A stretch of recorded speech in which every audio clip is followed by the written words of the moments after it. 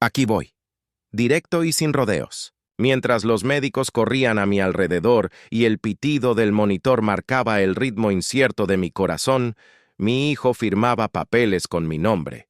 Yo luchaba por respirar. Él luchaba por adueñarse de lo que no había trabajado. En la penumbra de aquella sala 314, con el olor a desinfectante clavado en la memoria, entendí que uno puede estar vivo y, aún así, tener a la muerte sentada a los pies de la cama, la muerte de la confianza. Si estás viendo esto, quédate conmigo estos minutos. Lo que te voy a contar no es un cuento, es una herida que aprendió a hablar. No voy a endulzar nada. Cuando abrí los ojos, la primera imagen fue el techo con manchas de humedad, y la segunda, la cara de mi hijo fingiendo preocupación con una carpeta de documentos bajo el brazo. Papá, firma aquí, es para tu protección, dijo, como si la protección se escribiera con letras pequeñas y tinta barata. Mi mano tembló más por la intuición que por la anestesia. ¿Firmé? Sí. Firmé porque un padre todavía quiere creer que su hijo no lo va a empujar por el precipicio justo cuando se asoma para ver el paisaje. Días después supe la verdad, como se sabe un secreto a gritos. Vendieron la granja. No nuestra granja, no el legado de 4 generaciones, no. La vendieron como quien se quita un sombrero viejo sin mirarlo 2 veces. 520 vacas convertidas en cheques y promesas, en hoteles de lujo y copas con espuma dorada. La tierra donde enterré a mis perros, donde sembré maíz con mis manos y enseñé a mi hijo a manejar el tractor a los 12, se había vuelto un número en una cuenta que no llevaba mi nombre. La granja. Mi casa no tiene paredes, tiene estaciones. La primavera enciende los surcos, el verano huele a trigo caliente, el otoño recoge silencios y el invierno te recuerda que hay que resistir. ¿Cómo se vende un calendario entero sin pedirle permiso al tiempo? Mi hijo lo hizo. Y lo hizo mientras yo contaba segundos enganchado a un respirador. Mientras el médico recitaba mi edad con ese tono de «ya no hay prisa», él apuraba firmas como si el futuro le quemara en la lengua. Te confieso algo, yo no grité. No arrojé nada al suelo, no maldije a Dios, no llamé a nadie para llorar por teléfono. Cerré la puerta de mi dolor como se cierra un granero antes de la tormenta y me senté a escuchar el trueno por dentro. Hay dolores que se curan solos. Este no, este pedía bisturí, la verdad. Y la verdad, como la buena cosecha, se prepara con paciencia y con herramientas filosas. Lo miré a los ojos y le pregunté por qué. Me respondió con esas palabras que usan los hijos cuando ya no recuerdan de dónde vienen. Era lo mejor para todos. Tú ya no podías. Me dijo viejo sin decirlo. Le temblaba la voz, sí, pero no por culpa, por prisa. Quería colgar la llamada para volver a su cena con vista al mar. Yo, que he comido frijoles fríos al borde del campo y he sentido que era un banquete, entendí que a veces el hambre más peligrosa no está en el estómago, está en el alma. Pamela, mi nuera, grababa historias con la misma ligereza con la que borró 40 años de familia. Construyendo nuestro destino, escribió encima de una copa. No supo, o no quiso saber, que el destino no se construye con tarjetas negras, sino con manos curtidas y promesas cumplidas. Yo nunca le pedí que me quisiera, solo le pedí que no me vendiera como se vende un mueble usado. No era mucho. Tal vez pienses que soy ingenuo, un viejo que confía demasiado. Déjame decirte algo que nadie en la mesa familiar se atrevió a mirar. Bajo mis uñas de campesino hay código. Bajo este sombrero lleno de polvo hay números, patentes, contratos. Durante décadas me subestimaron porque preferí los overoles al traje, la pick-up a la limusina, el silencio al aplauso. Y en ese silencio levanté algo que no cabe en una boleta de venta ni en una foto de Instagram. Aprendí de la tierra que la mejor venganza es el crecimiento silencioso. Raíces hondas, tallos firmes, frutos a su hora. No salí corriendo al banco. Hice llamadas. Pocas. A las personas correctas. Volví a mi oficina, esa que todos creían bodega. Respiré hondo y abrí el cajón donde guardo la historia verdadera de mi vida. Es curioso. El mismo hijo que me llamó anticuado nunca aprendió a leer el idioma en que está escrito el poder. Los detalles. Y ahora, antes de que sigas, quiero que hagamos un pacto tú y yo. Si esta historia te sacude aunque sea un poco, dime desde qué ciudad me estás mirando. Llévate este relato a tu mesa, a tu familia. Pregúntense qué precio estarían dispuestos a pagar por la comodidad. Suscríbete si crees que los mayores merecemos respeto, no lástima. Porque hoy no te voy a pedir lágrimas, te voy a ofrecer un espejo. Aquí está el gancho y la verdad en la misma frase. Mientras me creían muriendo, mi hijo vendió la granja, y sin saberlo se la vendió al único hombre al que no debía subestimar, al viejo campesino que ocultaba, bajo barro y callos, un imperio valorado en $485 millones. ¿Quieres saber cómo lo descubrí? ¿Y cómo detuve todo antes de que el primer ladrillo tocara mi tierra? Entonces no parpadees, lo que viene duele.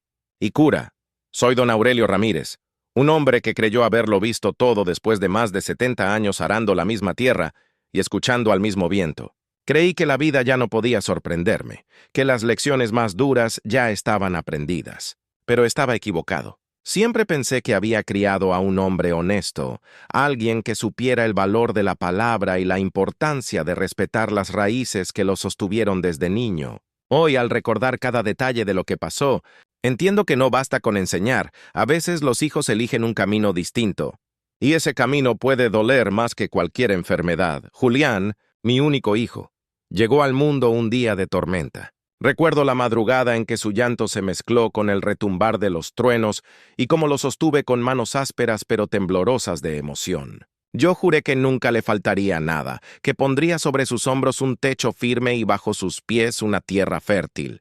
Trabajé como un condenado para que él tuviera lo que yo nunca tuve: escuela, comodidades, incluso oportunidades fuera de la granja. Me enorgullecía verlo crecer con zapatos limpios mientras yo gastaba mis botas entre el barro y el polvo. No sabía que, con los años, esos zapatos caminarían lejos de mis valores.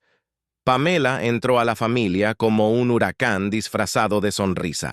Al principio quise darle el beneficio de la duda. Pensé que cualquier mujer joven que amara a mi hijo merecía mi respeto.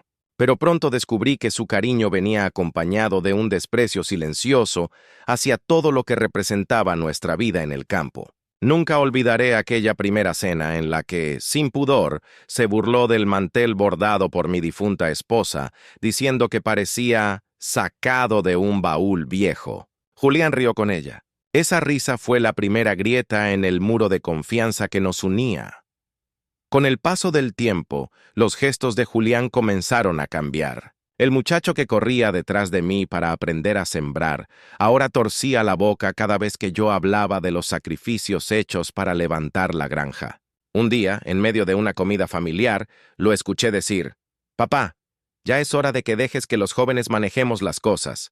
Tú ya diste lo que tenías que dar». Sus palabras me atravesaron como un cuchillo frío. Lo dijo con la ligereza de quien cambia de canal en la televisión, sin comprender que cada surco de tierra que él menospreciaba estaba regado con mi sudor.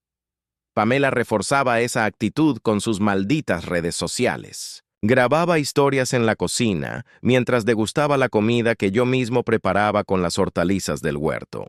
Sus comentarios eran dagas disfrazadas de frases modernas. «Estamos atrapados en este rancho olvidado, pero ya pronto todo cambiará». Lo decía frente a mí, con el teléfono en alto, como si yo fuera un mueble viejo en la esquina de la sala. Nunca me pidió permiso para usar mi casa como escenario de su desprecio público, y Julián, en lugar de corregirla, asentía como si cada burla fuera una verdad. El cambio no fue de un día para otro. Primero fueron los ojos en blanco cuando hablaba de los viejos tiempos. Después los comentarios sobre modernizar el estilo de vida. Más tarde las discusiones sobre finanzas, donde Julián, sin conocer mis secretos, me acusaba de no saber manejar el dinero. Cada palabra de él era un ladrillo que construía un muro entre nosotros. Yo, que había pasado la vida entera enseñándole que un hombre se mide por su palabra, veía cómo mi hijo cambiaba la suya por la opinión de su esposa y por el aplauso vacío de seguidores en una pantalla. Recuerdo con claridad una cena en abril. Pamela tenía el teléfono frente a su cara, grabando todo para su público invisible. Yo estaba contando cómo mi abuelo levantó aquella granja con las manos desnudas y cómo cada piedra del corral tenía una historia. Julián me interrumpió a media frase, con esa arrogancia juvenil que duele más que un grito. «Papá, tienes 71 años, ya es hora de dejar que otros manejen las cosas». Pamela sonrió satisfecha, como si hubiera ganado una partida. En ese momento entendí que mi hijo ya no me escuchaba, que sus oídos estaban ocupados por voces que no habían sudado ni una gota en esa tierra. Pero la señal más dolorosa vino en mayo, cuando mencioné que debía viajar a Seattle por una reunión de negocios. Mi hijo me miró con desdén y preguntó, ¿qué asuntos? Papá, tú estás jubilado, tu vida es sembrar maíz y soja. Pamela soltó una carcajada. Ay, Julián, tu papá se inventa historias porque le da miedo aceptar que ya no puede con la realidad.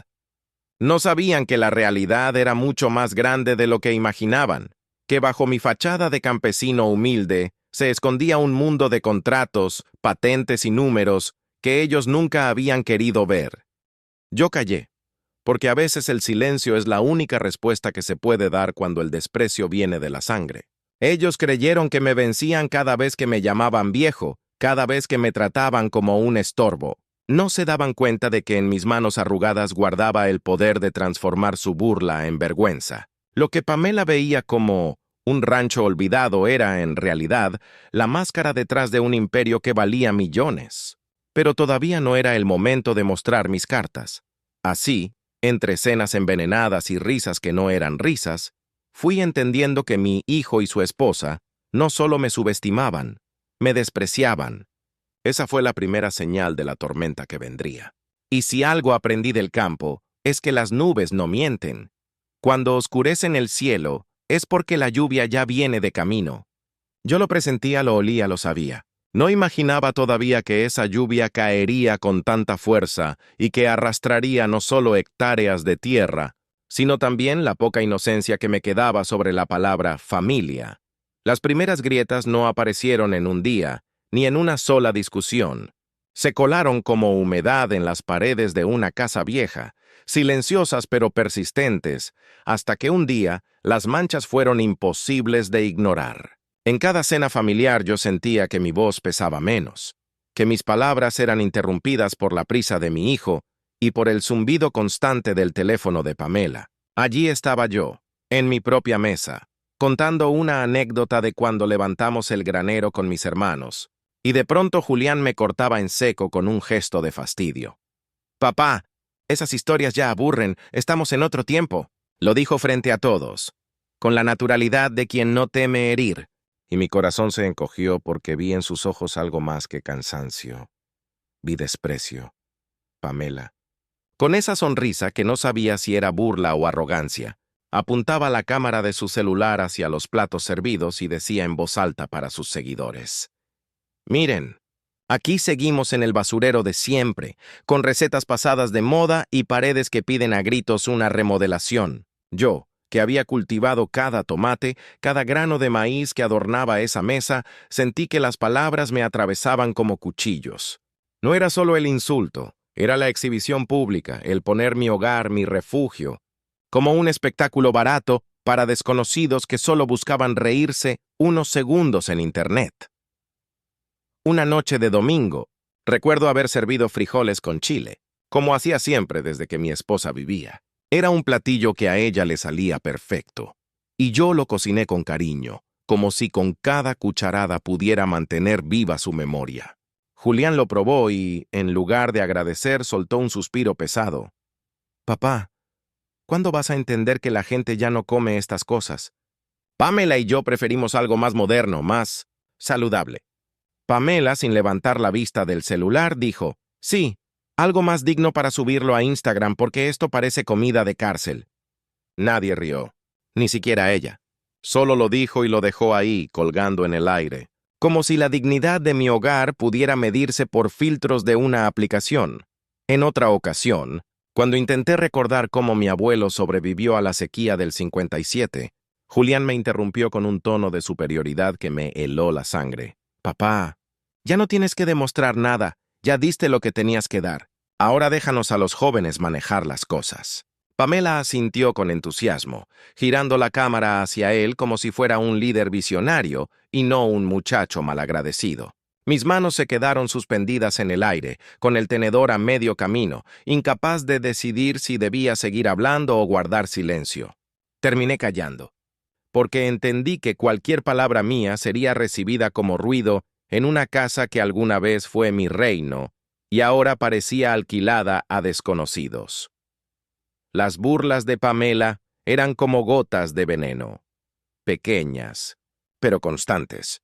Grababa videos en la cocina mientras abría mis alacenas y decía: «Vean esto, puras cosas de marca barata, ni un producto gourmet.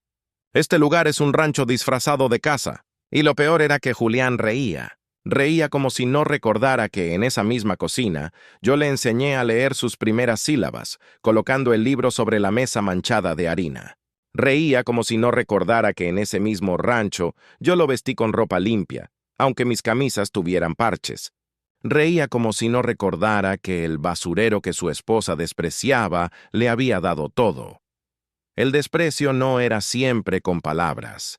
A veces era con gestos. Julián empezó a dejar de escucharme. Yo hablaba y él miraba el celular de Pamela, como si lo que yo decía no mereciera siquiera un mínimo de atención. Una vez traté de contarle que estaba en conversaciones con inversionistas para mejorar los sistemas de riego, y él me interrumpió riéndose. «Papá, deja de inventar. Tú apenas sabes mandar mensajes de texto. ¿Qué inversionistas ni qué nada?»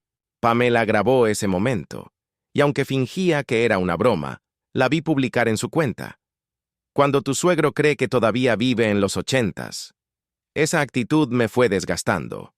Yo, que soporté sequías, tormentas y plagas sin doblar la espalda, sentí por primera vez que el verdadero peso no venía del campo, sino de la mesa familiar. Lo que antes era un espacio de unión, se convirtió en un escenario de humillaciones veladas. No había día que no me cuestionara si había fallado como padre, si en mi esfuerzo por darle todo, le había dado también la soberbia de creer que podía despreciar sus raíces.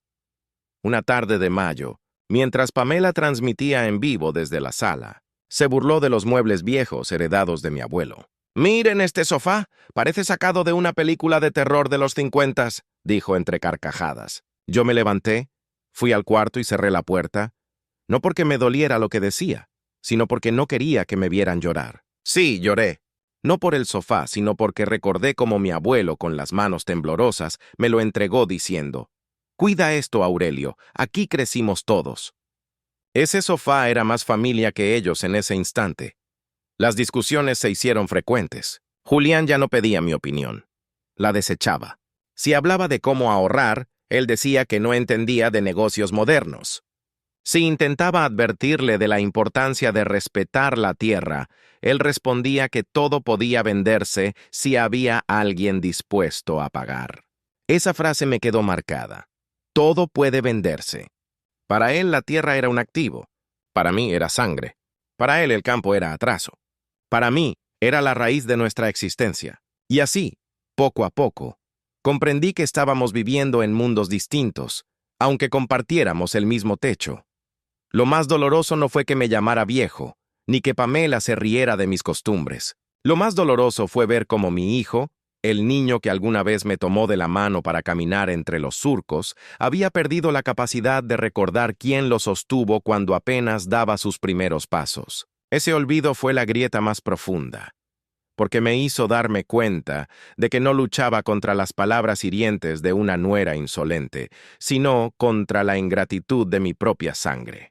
Y esa batalla, amigo mío, es la que más deja cicatrices en el alma. 15 de junio de 2024. Esa fecha quedó marcada en mi memoria como un hierro ardiente sobre la piel. Ese día, mientras el sol partía el cielo en dos y el campo olía a maíz recién regado, mi corazón decidió recordarme que no soy eterno. Sentí primero un latido irregular, como un caballo desbocado dentro del pecho. Luego, un dolor agudo me atravesó como un rayo que no pide permiso. Caí al suelo, junto al granero, con la vista nublada y la respiración convertida en un murmullo entrecortado. Alcancé a murmurar el nombre de mi hijo, confiando en que todavía quedaba algo de bondad en él para sostenerme cuando la vida me estaba sacudiendo.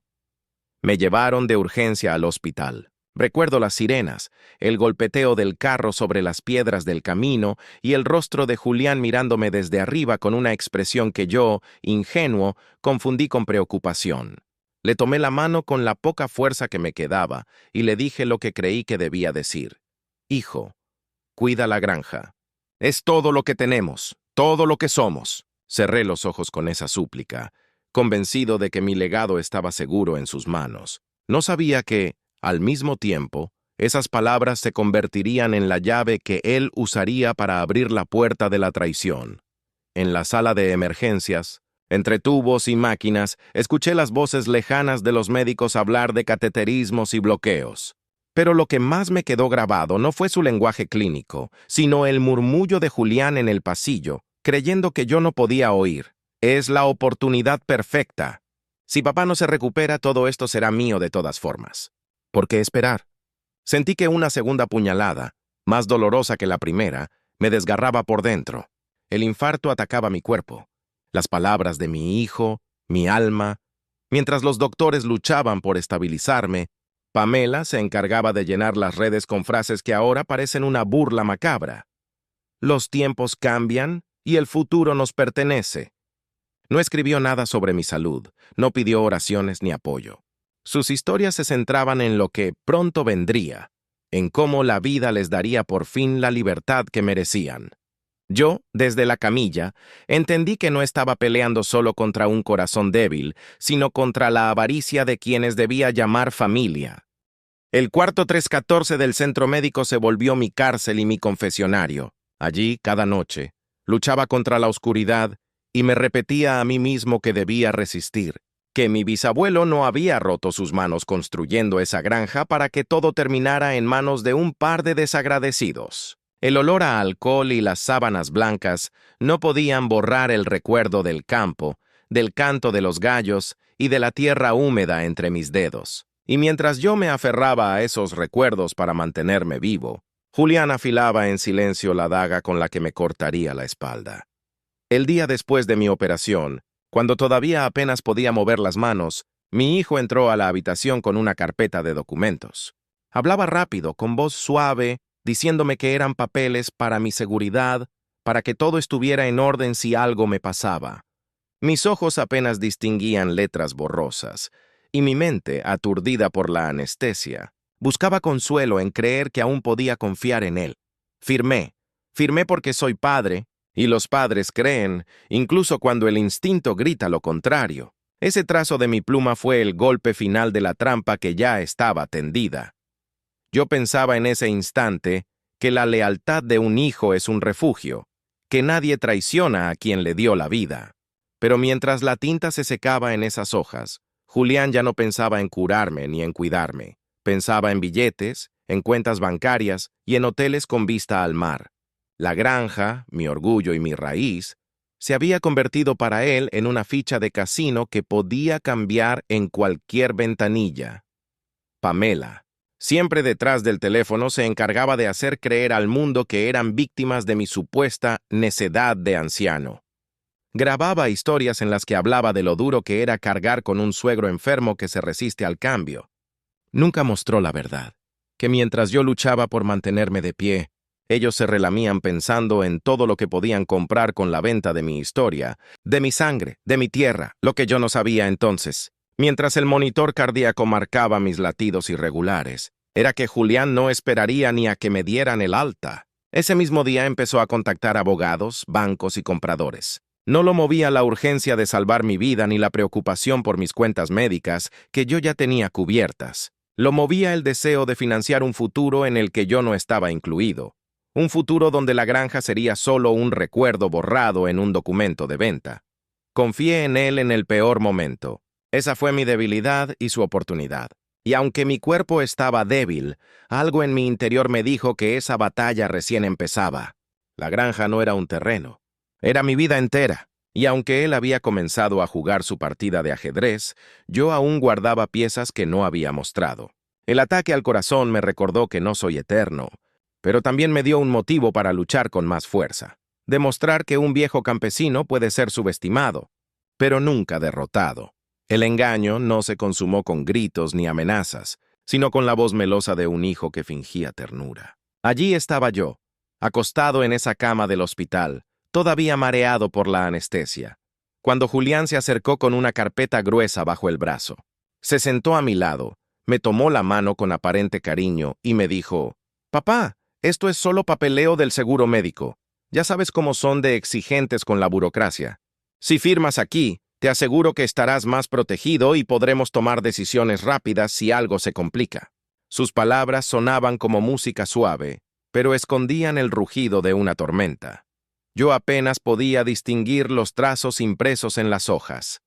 Las letras bailaban frente a mis ojos y el dolor en el pecho me hacía difícil incluso sostener la pluma. Pero Julián insistía, acercándome el documento con la naturalidad de quien hace algo rutinario. «Es por tu bien, papá», repetía, y yo, en un acto de confianza ciega, firmé. Firmé porque en ese instante no pensé en abogados ni en cláusulas. Pensé en el niño que alguna vez me pidió ayuda para aprender a andar en bicicleta, en el hijo que me abrazó la primera vez que se cayó de un caballo. Nunca imaginé que esa firma sería el cuchillo que él usaría contra mí. Pamela, parada al fondo del cuarto con el teléfono en la mano, no perdía detalle. Mientras yo luchaba por mantener los ojos abiertos, ella grababa una historia para sus redes, diciendo entre risas, «Aquí cuidando de papá, pronto todo estará en orden». No mencionó la carpeta, ni mi debilidad, ni la sombra de traición que ya se cernía sobre mí.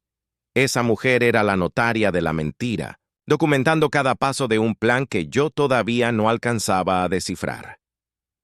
Los días siguientes fueron una mezcla de somnolencia y confusión. Recuerdo que cada vez que intentaba preguntar qué había firmado, Julián desviaba la conversación con un tono paternalista. «Papá, tú concéntrate en recuperarte, lo demás no importa». Esa frase se volvió su escudo, la excusa perfecta para esconder la verdad. Y yo, debilitado, no tenía fuerzas para discutir. Apenas podía caminar unos pasos por el pasillo del hospital, arrastrando el suero como si fuera una cadena. Lo que nunca me dijeron, lo que ocultaron con esa sonrisa falsa, es que aquel documento no tenía nada que ver con seguros médicos. Era un poder notarial, amplio y absoluto, que le permitía a mi hijo manejar no solo mis asuntos médicos, sino también mis bienes, mis cuentas y, sobre todo, mi granja. Con esa firma, que yo estrellé torpemente sobre el papel, le entregué las llaves de mi vida entera, y él no tardaría en usarlas. La traición no fue inmediata. Primero vinieron los comentarios inocentes. Julián hablaba con los médicos como si fuera mi tutor. Decidía qué medicamentos debía tomar y qué visitas podía recibir. Luego, poco a poco, empezó a hablar con los bancos. Lo descubrí cuando escuché su voz en el pasillo diciendo, «Sí, tengo poder de decisión sobre todas las propiedades de mi padre». Esa frase, cortante y seca, me atravesó como un dardo envenenado. Mientras yo contaba los minutos en aquel cuarto estéril, Julián contaba billetes en su mente. Cada hectárea de tierra, cada árbol frutal, cada piedra del viejo corral ya tenía para él un precio en el mercado. Yo seguía pensando en la granja como herencia, como legado, como historia. Él la veía como un cheque al portador. Esa diferencia de miradas fue la grieta definitiva que nos separó como padre e hijo. Pamela reforzaba el plan con su acostumbrada insolencia. Decía frente a las enfermeras, «Ya pronto saldremos de este lugar y podremos darle un mejor uso a la tierra. Es absurdo vivir entre gallinas y tractores viejos cuando podemos tener viajes y comodidades modernas». Su voz estaba llena de desprecio, pero también de seguridad, como si ya supiera que el terreno estaba vendido, aunque yo ni siquiera pudiera ponerme en pie. La ironía es que, mientras yo trataba de recuperar fuerzas para volver a la granja, ellos trabajaban a toda prisa para despojarme de ella. Cada hora que pasaba con los ojos cerrados era una hora más que Julián usaba para avanzar en su plan. Él sabía que el tiempo era su aliado, que mientras yo estuviera convaleciente no podría defenderme. Y yo, inconsciente de la magnitud de la traición, seguía confiando en que cuidaría lo que yo había construido con sangre y sudor. Ese poder notarial que firmé con la inocencia de un padre confiado fue el inicio de todo. En esas hojas estaba escrito mi despojo, disfrazado de protección. Lo que para mí fue un gesto de fe, para Julián fue el pase de entrada a la codicia. Y aunque yo todavía no lo sabía, ese mismo documento se convertiría en la prueba de que incluso un anciano debilitado puede ser el blanco perfecto, hasta que decide levantarse y mostrar que no está tan acabado como todos creen.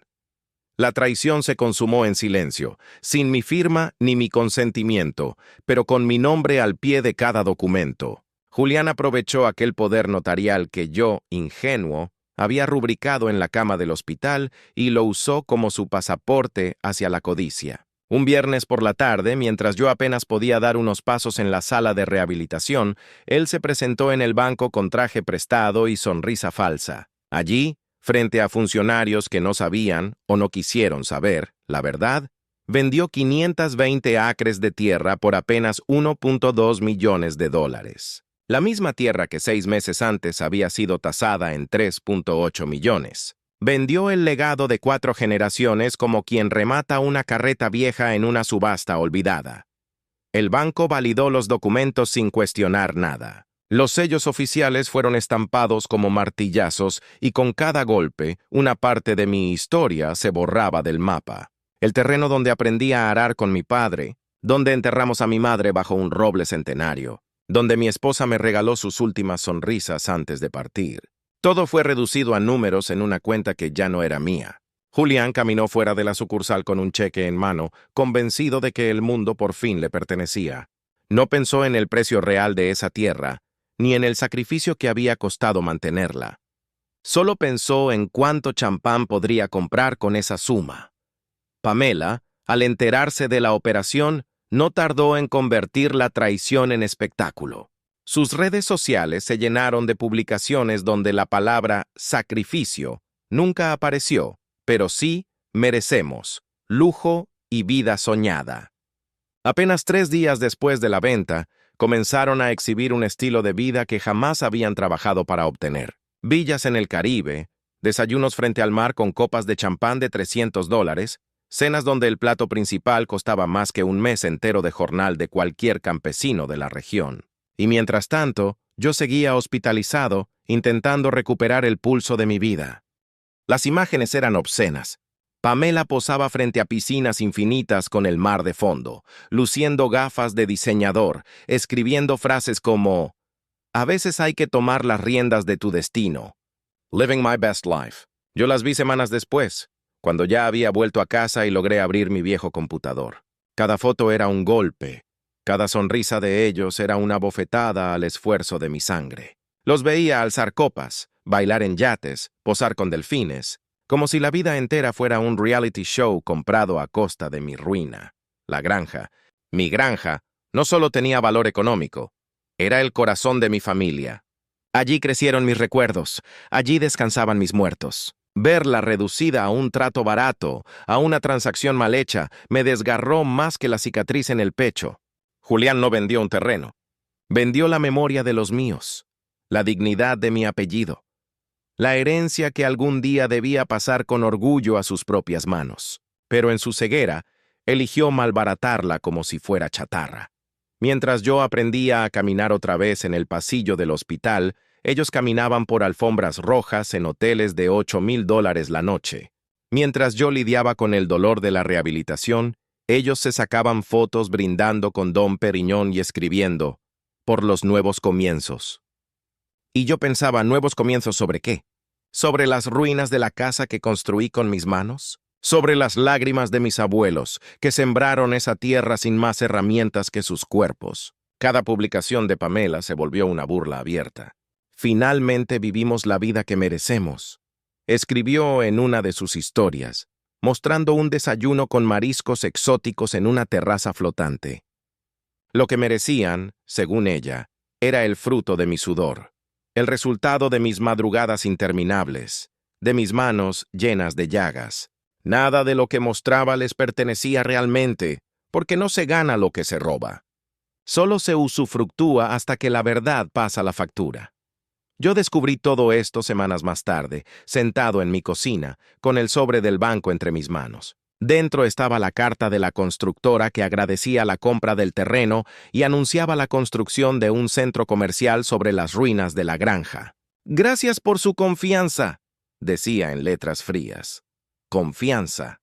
Esa palabra se me atragantó como veneno. Confié en mi hijo, y él me pagó convirtiendo mi vida entera en un hashtag vacío. El dolor físico del infarto ya no era nada comparado con la punzada de esa traición. Me sentí viejo, sí, pero no incapaz.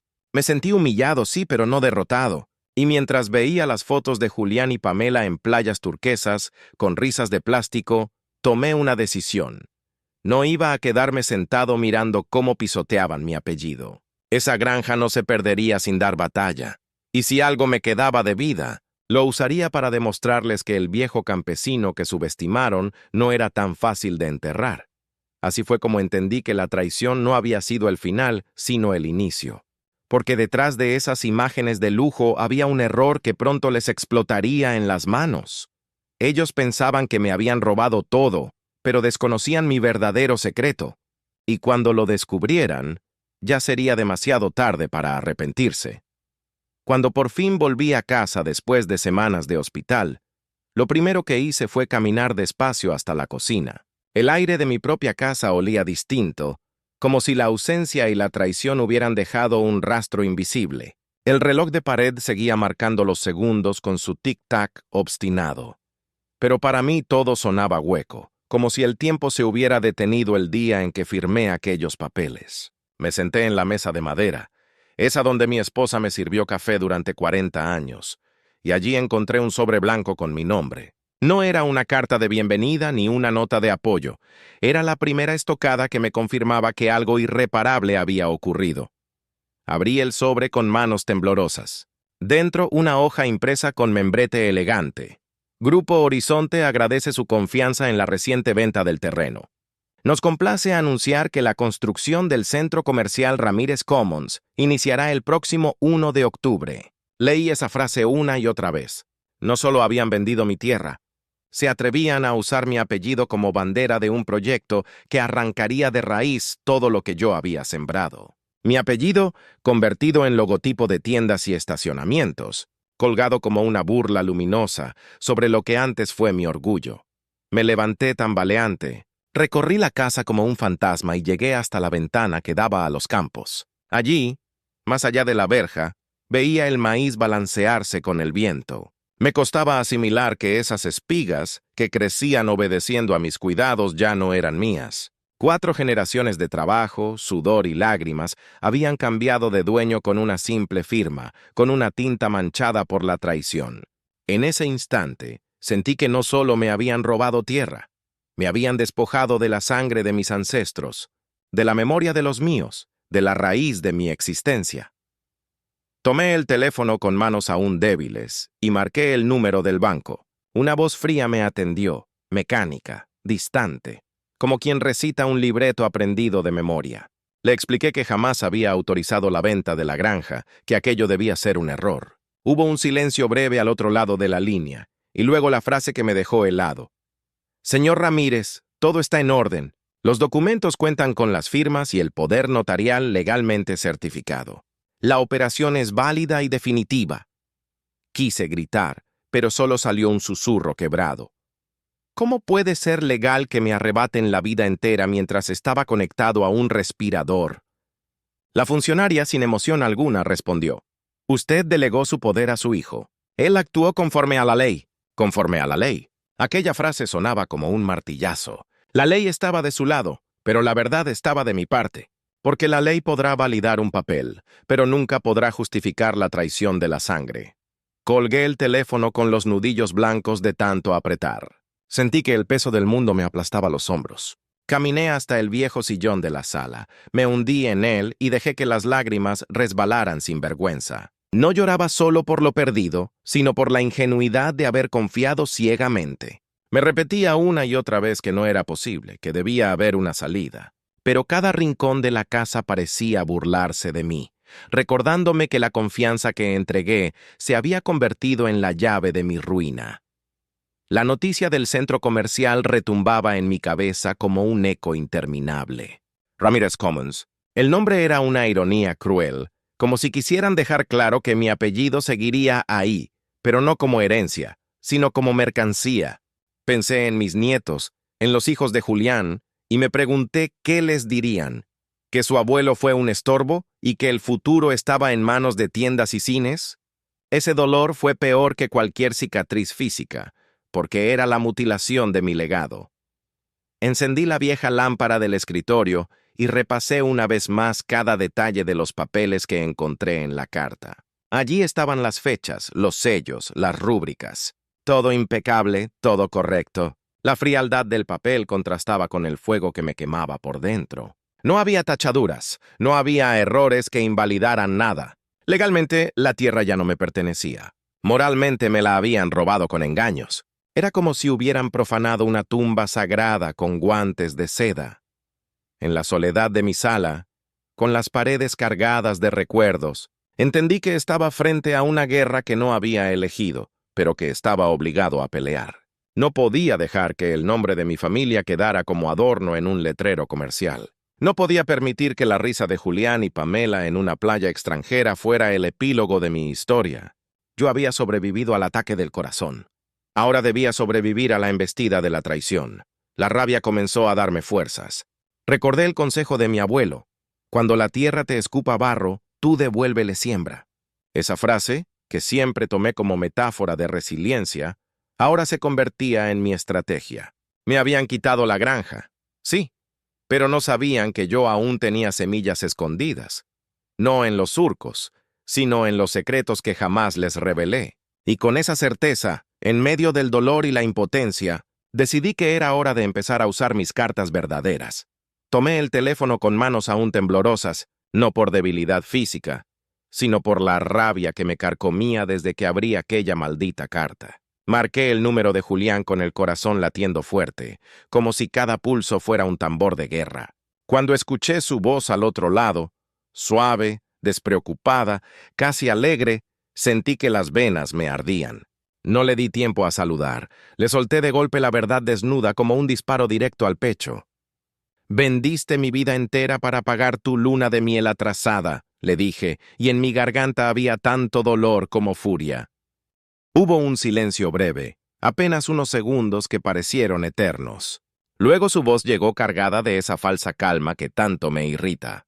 «Papá, no lo veas así. Era por tu bien. Estabas viejo, confundido, y alguien tenía que hacerse cargo de todo». Sus palabras cayeron como piedras sobre mi dignidad.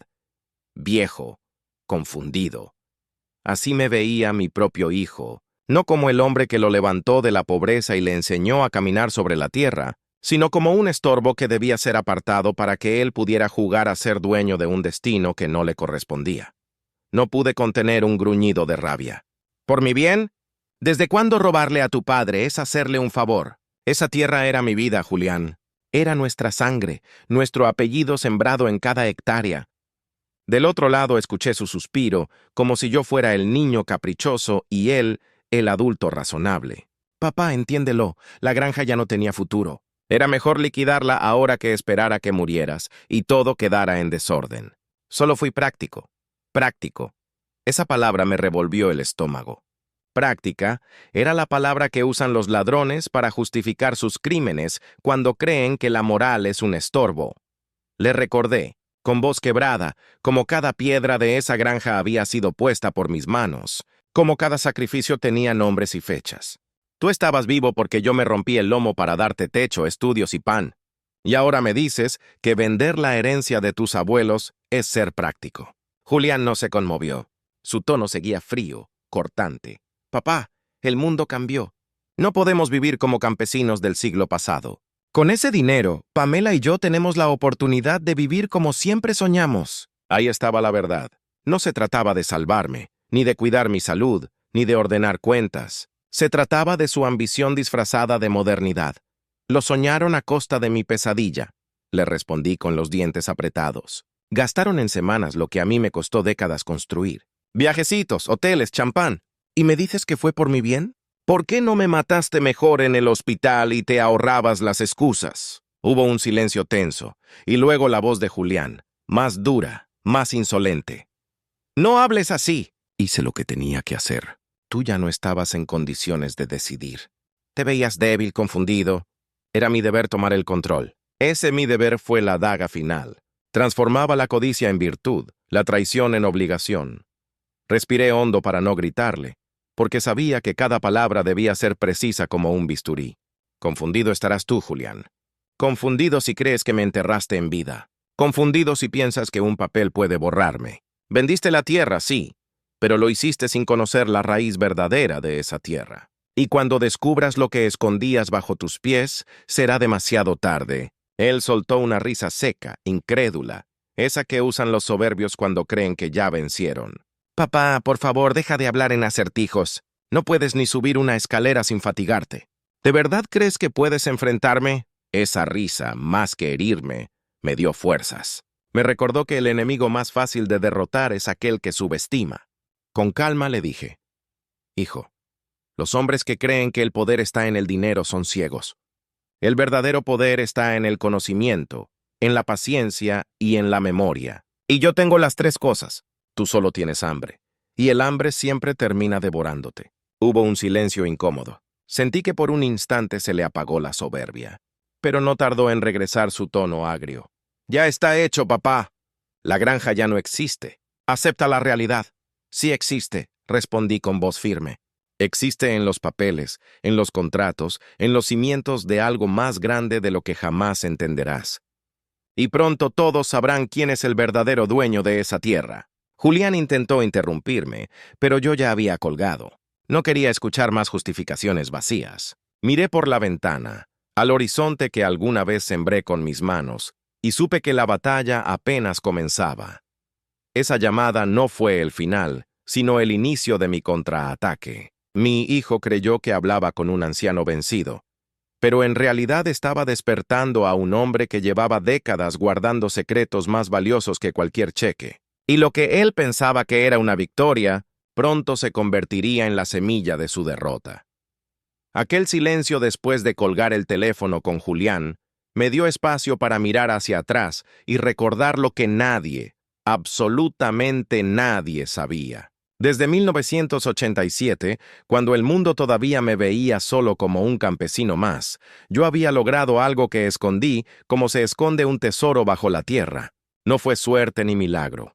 Fueron noches enteras de desvelo, apuntes en libretas manchadas de barro, experimentos caseros en un taller improvisado junto al granero. Allí nació mi invento, un sistema de sensores capaces de analizar el suelo en tiempo real, midiendo humedad, nutrientes y proyecciones de cultivo. Lo patenté ese mismo año, con las manos temblorosas y los bolsillos vacíos, pero con la certeza de que estaba sembrando no solo en mi campo, sino en el futuro. Durante décadas, mientras Julián creía que yo era solo un viejo aferrado a los surcos, mi nombre aparecía en documentos de la Oficina de Patentes, en contratos internacionales, en licencias que se renovaban año tras año. Yo era el fundador silencioso de una compañía que se expandió como enredadera por el mundo, Agrotech Global. Con el tiempo, aquella pequeña idea de campesino se convirtió en un imperio que abastece a miles de productores en 17 países. Y sin embargo, preferí seguir viviendo como lo hacía siempre, con mi sombrero de ala ancha, mi pick-up del 2010 y mi casa construida por mi bisabuelo. ¿Por qué? Porque entendí que el verdadero poder no está en ostentar, sino en decidir cuándo mostrar las cartas. Agrotech alcanzó un valor de mercado de $485 millones, una cifra que mi hijo jamás podría imaginar. No me hacía falta decírselo, porque nunca busqué su reconocimiento. Yo quería que Julián aprendiera a trabajar con sus propias manos, que supiera lo que es ganarse un centavo arando bajo el sol, que entendiera que la dignidad de un hombre no está en la chequera, sino en el esfuerzo. Por eso lo dejé crecer creyendo que su padre era solo un campesino testarudo. Preferí que pensara que yo era pobre, antes que darle la tentación de la herencia fácil. Pero Pamela y él eligieron el camino más corto, la codicia disfrazada de modernidad. Recuerdo con nitidez la primera vez que firmé un contrato millonario en Seattle. El empresario de turno no podía creer que aquel hombre en overoles y botas gastadas fuera el creador de un sistema que revolucionaría la agricultura. ¿Usted es el inventor?, me preguntó incrédulo. Yo solo sonreí y respondí, soy un granjero que decidió dejar de adivinar lo que pasa bajo la tierra. Nunca necesité más explicación. Con esa misma humildad construí mi red de alianzas y, poco a poco, aseguré mi lugar en un mundo al que Julián nunca supo mirar. El secreto lo guardé como se guarda una semilla en el bolsillo. con cuidado, con paciencia, con la certeza de que algún día germinaría en el momento adecuado. Ni siquiera mi esposa conoció toda la magnitud de lo que había creado. Ella solo sabía que yo viajaba de vez en cuando y que volvía con una calma distinta en la mirada. Yo le decía, son reuniones de agricultores, y ella sonreía, confiando como siempre. Nunca le faltó nada, y nunca preguntó más de la cuenta. Ese silencio cómplice fue mi mayor tesoro. Ahora, mientras mi hijo me llamaba viejo y me acusaba de confusión, yo repasaba en mi mente los estados financieros de la compañía, los informes de accionistas que llegaban cada trimestre, los correos encriptados que aún esperaba en mi computador. Tenía en mis manos el 73% de las acciones de Agrotech Global. Era el dueño mayoritario, el que podía decidir con un clic el futuro de inversiones multimillonarias. Y sin embargo, seguía prefiriendo el olor a estiércol y el café hervido en la cocina de mi madre. ¿Por qué nunca se lo conté a Julián? Porque sabía que la riqueza sin raíces se convierte en soberbia. Y en él, lamentablemente, esa soberbia ya estaba germinando. Si hubiera sabido desde joven que su padre era multimillonario, ¿qué habría aprendido? ¿A despreciar aún más el campo? ¿A saltarse los sacrificios creyendo que todo estaba resuelto? Preferí que me viera como un viejo testarudo, porque pensé que así aprendería humildad. Me equivoqué. Su corazón se inclinó hacia la avaricia, aunque yo nunca le mostrara el brillo del oro. Miré mi escritorio y abrí el viejo cajón donde guardaba los documentos que nadie había visto. Carpetas con el sello de la oficina de patentes.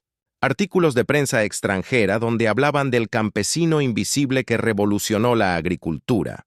Cartas de agradecimiento de cooperativas en África y Asia que usaban mis sensores para alimentar pueblos enteros. Todo eso estaba allí, esperando. Y yo, anciano para los ojos de mi hijo, sabía que todavía podía usar ese secreto como el as bajo la manga que pondría las piezas en su sitio. El dolor de la traición se mezclaba ahora con un fuego nuevo. La certeza de que no estaba acabado. No era el viejo confundido que Julián pintaba frente a la gente. Era el hombre que podía devolverle cada palabra como un boomerang afilado. Ellos pensaban que habían ganado la partida, pero desconocían que yo era el dueño del tablero. El secreto que guardé durante casi 40 años estaba a punto de convertirse en el arma que desenmascararía a mi hijo y a su esposa delante de todos. Y así, mientras afuera la tarde caía sobre los maizales, yo me serví un café fuerte, encendí la lámpara del estudio y acaricié los documentos como quien acaricia una espada antes de la batalla. La guerra había comenzado y esta vez no era por la granja, era por la verdad. Y la verdad, cuando se revela en el momento justo, tiene la fuerza de un trueno que nadie puede silenciar. Esa noche, con los documentos esparcidos sobre la mesa de mi despacho, entendí que había llegado el momento de dejar de llorar pérdidas y comenzar a preparar mi contraataque. Tenía en mis manos los papeles que durante décadas habían sido mi refugio silencioso. Patentes, registros de acciones, balances, contratos de licenciamiento. Cada hoja era un ladrillo de un castillo que Julián desconocía. Yo había guardado todo con la meticulosidad de un campesino que sabe que hasta la semilla más pequeña puede florecer en la temporada correcta. Ahora esa semilla era mi arma, y el campo de batalla sería la propia comunidad que él intentaba engañar. Al amanecer llamé a la única persona que había compartido conmigo la magnitud de este secreto. La licenciada Beatriz Torres, mi abogada de confianza desde hacía más de 25 años. Su voz al atender la llamada fue un alivio en medio de la tormenta. Don Aurelio, qué gusto escucharlo. ¿Cómo se siente después del susto? Yo respiré hondo y respondí con frialdad. Me siento traicionado, Beatriz. Mi hijo ha vendido la granja como si fuera suya, y lo hizo creyendo que yo estaba acabado. Necesito que preparemos todo. Quiero que quede claro ante la comunidad quién es realmente el dueño de esas tierras y qué significa mi apellido. Beatriz no se sorprendió, como si hubiera esperado este día. Ya tengo acceso a los registros de Grupo Horizonte, dijo con seguridad. Todo está bajo control. La venta puede revertirse porque usted es el accionista mayoritario de la compañía matriz. Pero si lo que busca es algo más que justicia legal, si quiere desenmascararlo frente a todos, necesitaremos pruebas visibles y contundentes. Yo asentí aunque ella no pudiera verme. Eso mismo quiero, Beatriz, que no quede ni un resquicio de duda. Quiero que cuando pronuncien mi nombre, no piensen en un anciano enfermo, sino en el verdadero dueño de esta historia. Los días siguientes fueron un ir y venir de carpetas, llamadas cifradas y visitas discretas.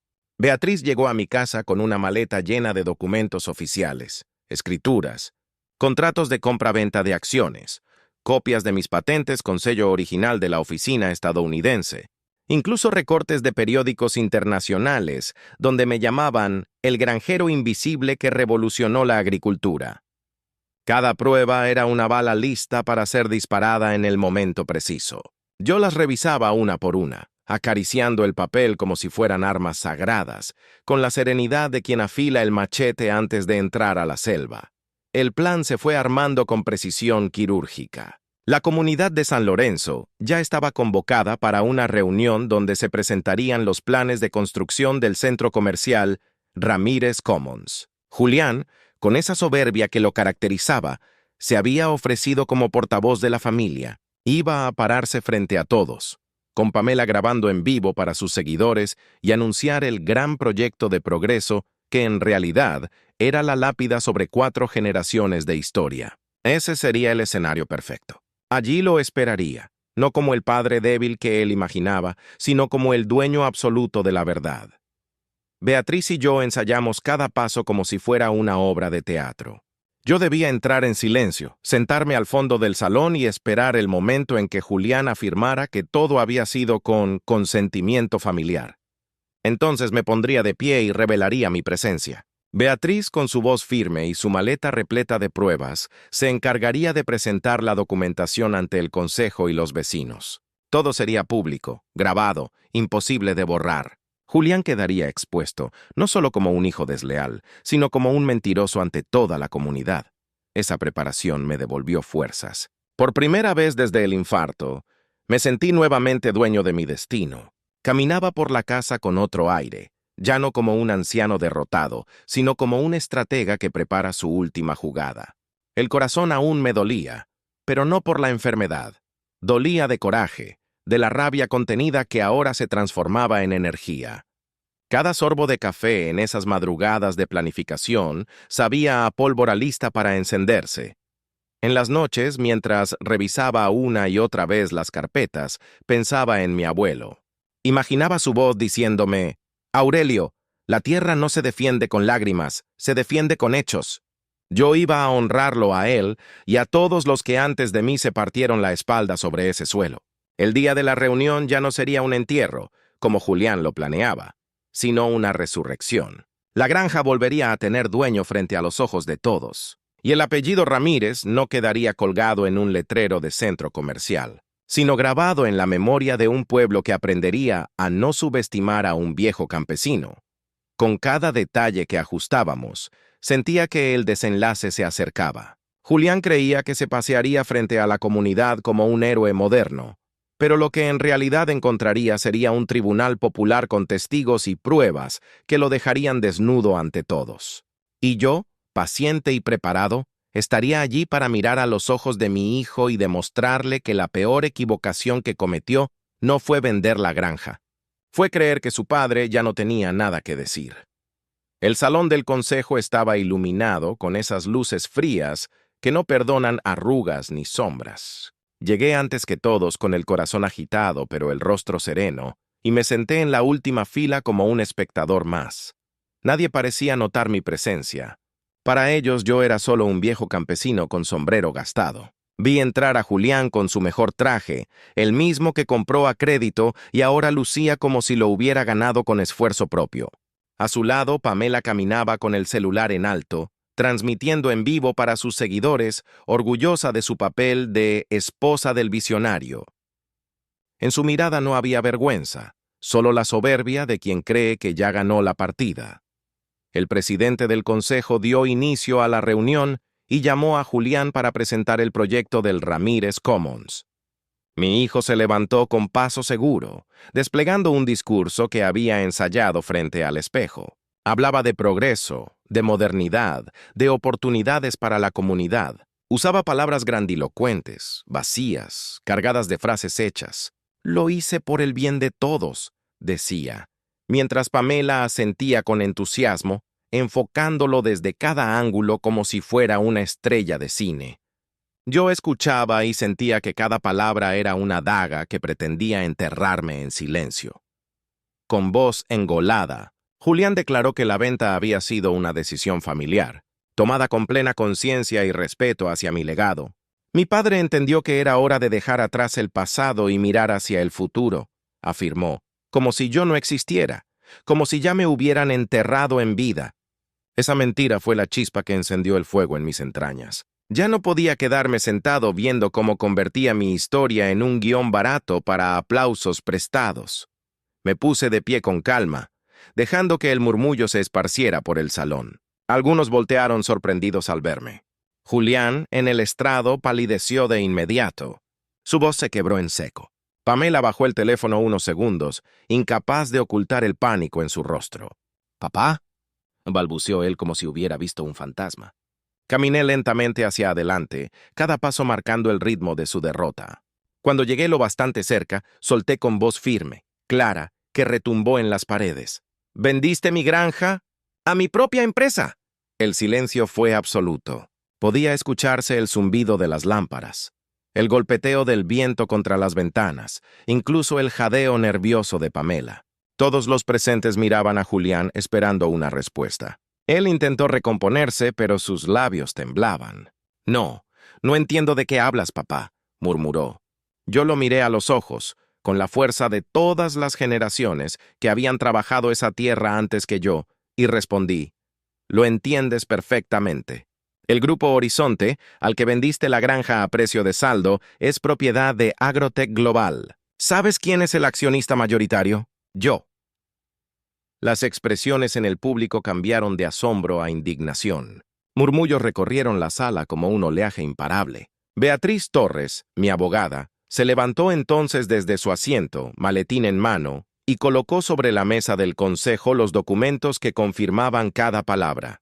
Escrituras, patentes, registros de accionistas, todo estaba allí, irrefutable, oficial. Julián trató de hablar, pero la voz se le ahogó en la garganta. Pamela apagó la transmisión en su celular, demasiado tarde.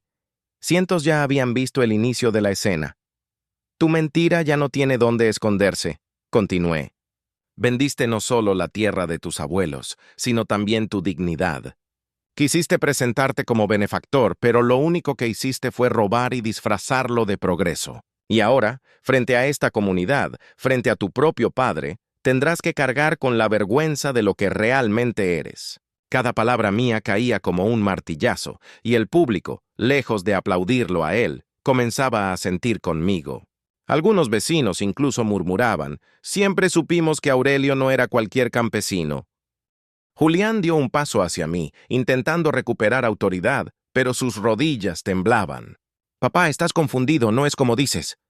Lo interrumpí con un gesto de mano, tan seco como un látigo. «Basta de tratarme de confundido. Confundido estás tú, que creíste que podías borrar 40 años de sacrificio con una firma. Confundido estás tú, que subestimaste al hombre que te dio la vida. Hoy te digo delante de todos, no eres un salvador, eres un traidor». El consejo entero guardaba silencio, atrapado en la tensión que llenaba el aire. Yo podía ver en los ojos de mi hijo el reflejo de su derrota. Un niño que alguna vez busqué proteger, ahora expuesto como un ladrón ante su propio pueblo.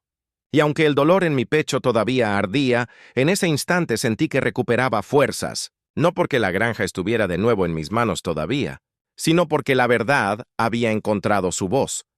El golpe final llegó cuando Beatriz mostró un ejemplar de la revista que en su momento me llamó El granjero invisible que revolucionó la agricultura. Allí estaba mi rostro, mi nombre, mi historia escrita con letras que nadie podía negar.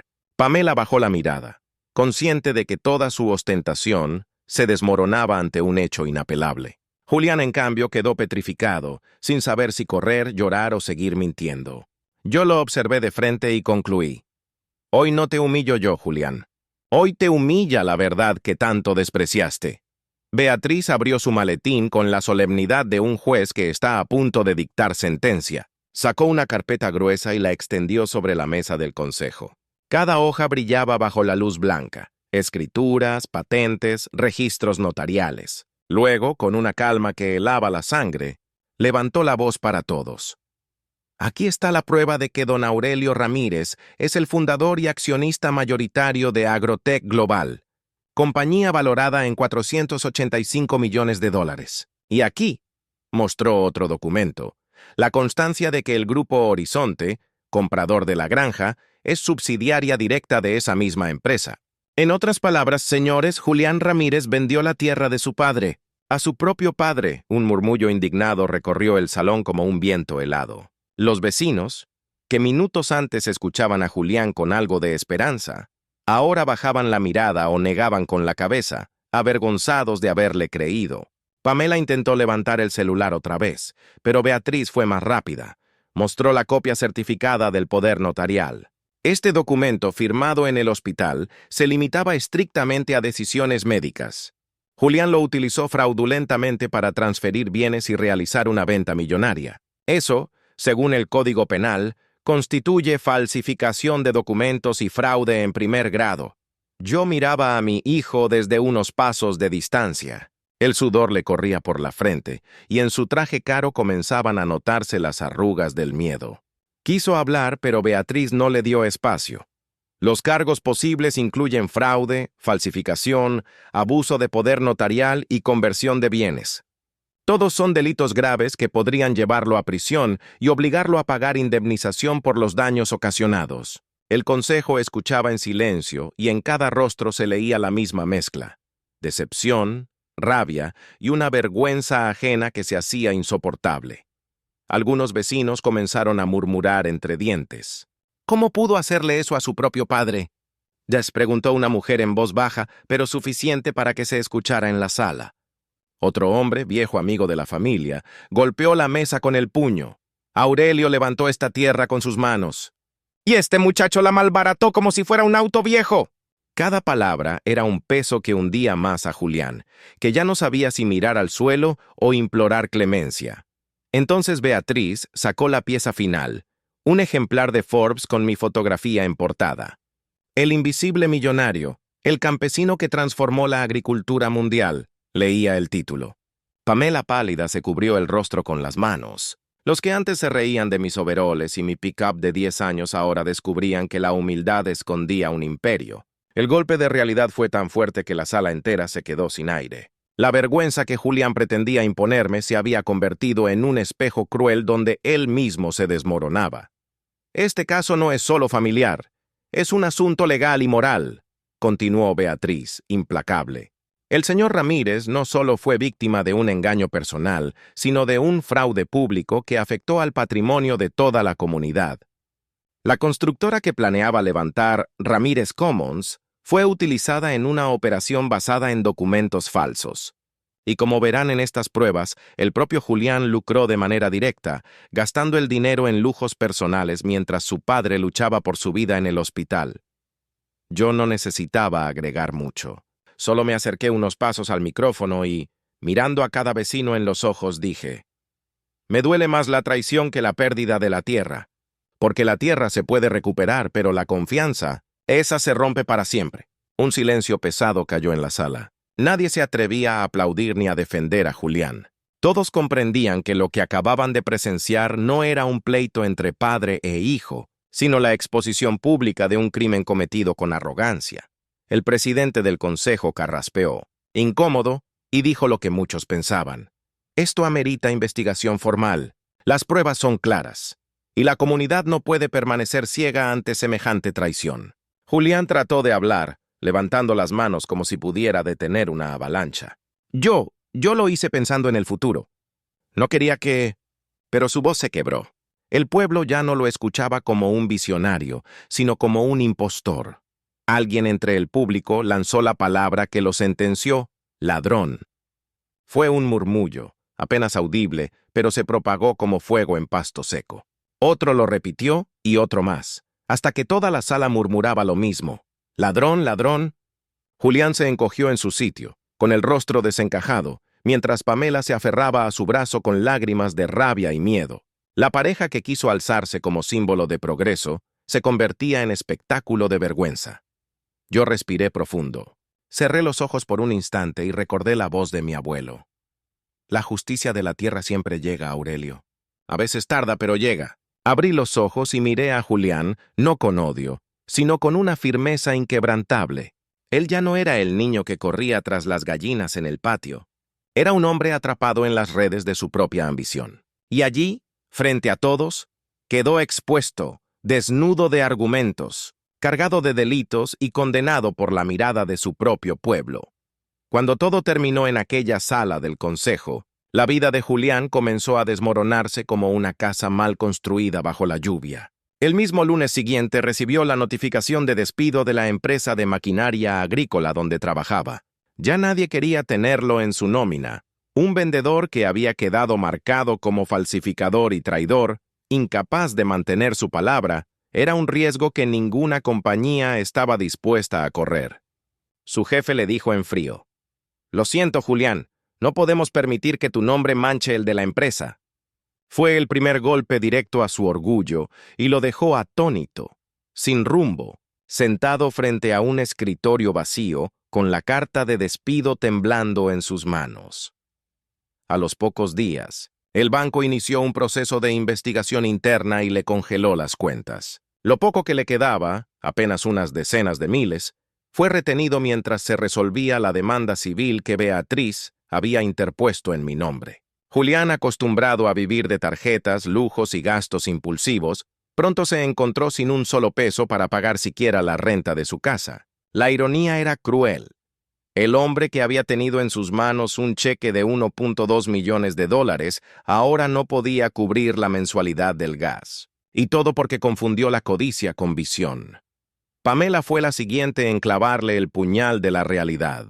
Al principio intentó sostener la fachada convencida de que podrían reinventarse como influencers del drama, pero pronto entendió que ningún patrocinador quería asociar su marca con una pareja acusada de fraude. Sus seguidores crecieron por curiosidad, pero las marcas se alejaron como buitres que huelen carne podrida. Una noche, después de una fuerte discusión, ella recogió sus maletas y le dijo: «Yo no me casé para vivir en la ruina. Eres un perdedor, Julián».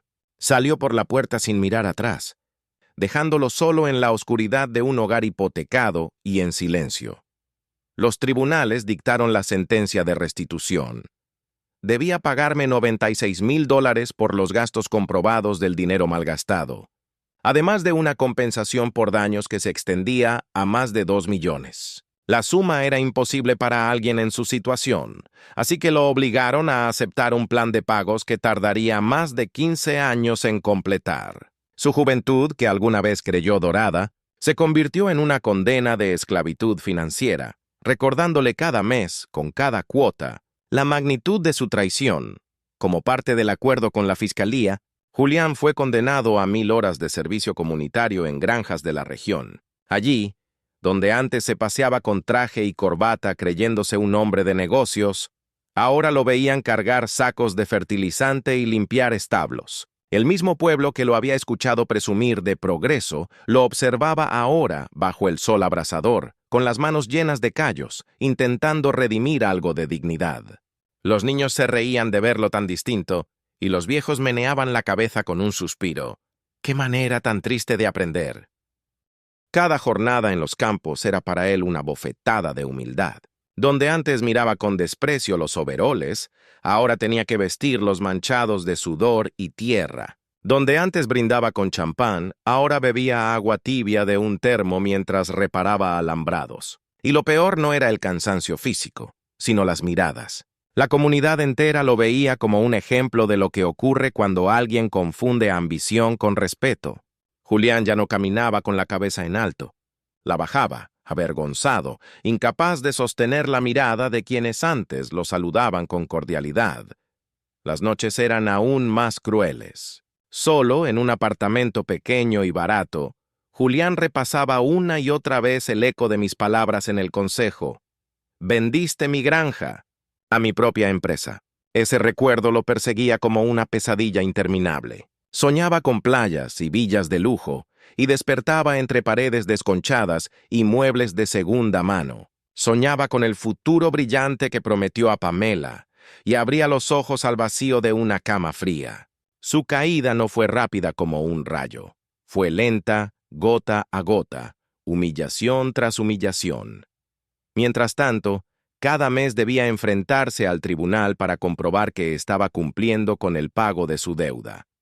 Allí veía a Beatriz, firme y serena, recordándole que la ley no olvida.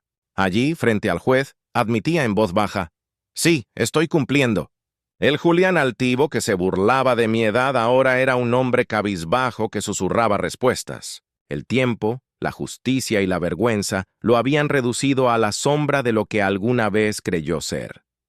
Y aunque mi corazón de padre dolía al verlo tocar fondo, también sabía que ese era el único camino posible. La vida le había mostrado con crudeza que no se juega con la sangre ni con la historia de una familia. La granja podía perderse y recuperarse.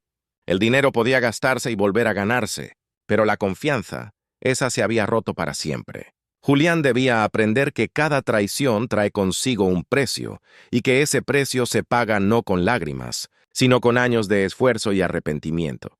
Cuando lo vi pasar frente a mi casa, con la ropa sucia de tierra y los hombros encorvados, no sentí odio. Sentí que la lección había comenzado a surtir efecto. El hijo que me llamó viejo y confundido ahora sabía que la verdadera confusión había sido creer que la avaricia le abriría puertas. Y mientras él tocaba fondo, yo entendía que el ciclo de justicia estaba completo, porque a veces, para que un árbol vuelva a crecer derecho, es necesario que primero se quiebre bajo el peso de sus propias ramas. Al final de todo aquel torbellino de traiciones y juicios, regresé a mi tierra una mañana en la que el sol parecía más cálido que nunca. Caminé hasta el lindero de la granja y me detuve a contemplar los surcos recién arados, como si la tierra me hablara y me dijera: «Aquí sigo, Aurelio, firme como siempre». Sentí que en cada brizna de maíz que se levantaba había un pedazo de mis abuelos, de mis padres, de todos aquellos que antes que yo habían trabajado con fe en este mismo suelo. La granja había vuelto a mis manos, no porque me la regalaran, sino porque defendí lo que era mío con dignidad. Las paredes viejas de la casa, las que tantos llamaron ruinas, me recibieron como si fueran brazos abiertos. Pasé la mano por la madera gastada de la puerta, por las marcas que mis hijos habían dejado cuando eran niños, y entendí que el verdadero valor de esa casa no estaba en lo que costaba en el mercado, sino en los recuerdos que guardaba. Julián había intentado borrar esa historia, pero ni todo el dinero del mundo puede arrancar las raíces de un hombre que nunca se rindió. Me senté en la mecedora de la galería, con una taza de café fuerte en la mano, y pensé en el largo camino recorrido. El dinero, los millones, las patentes, todo eso era importante, sí, pero lo que realmente importaba era haber demostrado que el respeto no se hereda por apellido, ni se compra con lujos. El respeto se gana con trabajo, con sacrificio, con la coherencia de toda una vida. Ese fue mi legado, y ese sería el mensaje que dejaría para los que vinieran después de mí. La comunidad, que antes dudó de mí, ahora venía a saludarme con orgullo. «Don Aurelio, usted nos enseñó que nunca es tarde para defender lo justo», me decían. Yo solo sonreía, porque sabía que la verdadera lección no estaba en mí, sino en lo que ellos habían presenciado. Como la verdad, tarde o temprano, termina por vencer a la mentira. Y esa enseñanza vale más que cualquier fortuna. Pensé también en Julián. No lo odio, porque el odio envenena más al que lo guarda que al que lo recibe. Pero sí lo miro con firmeza, recordándole que cada decisión tiene consecuencias, y que el camino de la avaricia siempre termina en soledad. Él todavía paga su deuda, todavía carga con la vergüenza, y quizás algún día aprenda lo que nunca entendió, que no se roba a quien te dio la vida. Tal vez entonces podamos volver a hablar, pero sobre bases distintas, respeto mutuo y verdad. La granja volvió a producir. El maíz, la soja y el trigo brotaron como si la tierra misma celebrara su rescate. Y en cada semilla sembrada había un mensaje silencioso para mis nietos. Esto es suyo, pero no por derecho, sino por deber. El apellido no es una herencia para gastar, es una responsabilidad para honrar. Con cada surco reafirmaba esa idea. La riqueza verdadera no está en el dinero, sino en el legado de dignidad que dejamos a los que vienen detrás. Al caer la tarde, mientras el cielo se pintaba de tonos naranjas y violetas, me detuve a reflexionar. Recordé todas las veces que me llamaron viejo, incapaz, confundido, y sonreí, porque entendí que en esa supuesta debilidad estaba mi fuerza, la paciencia, la experiencia y la fe en que la justicia siempre llega. Allí, con la brisa acariciando mi rostro, pensé en voz alta: el respeto no se hereda, se gana. Y yo lo gané con cada gota de sudor derramada en esta tierra. Ahora me toca a mí mirar a quienes me escuchan y dejarles este mensaje. Ustedes, que han llegado hasta el final de mi historia, son testigos de que un anciano no es un estorbo ni un mueble viejo, sino un árbol con raíces profundas que resiste las tormentas. Y si mi relato les ha conmovido, quiero pedirles algo sencillo pero valioso. Cuéntame en los comentarios desde qué ciudad nos estás viendo. Cada lugar, cada nombre, es un abrazo que recibo en la distancia. Y si crees que los mayores merecemos respeto, te invito a suscribirte a este canal, porque cada suscripción es un recordatorio de que aún hay voces que valoran la experiencia, que creen en la justicia y que defienden la dignidad. Yo soy Aurelio Ramírez, un viejo campesino que resultó no ser tan viejo ni tan ingenuo como algunos pensaron. Gracias por acompañarme en esta travesía. Y recuerda, la tierra enseña siempre la misma lección, que el fruto solo llega a quienes tienen paciencia y respeto. Nos vemos en la próxima historia, con una taza de café en la mano y la verdad latiendo en el corazón.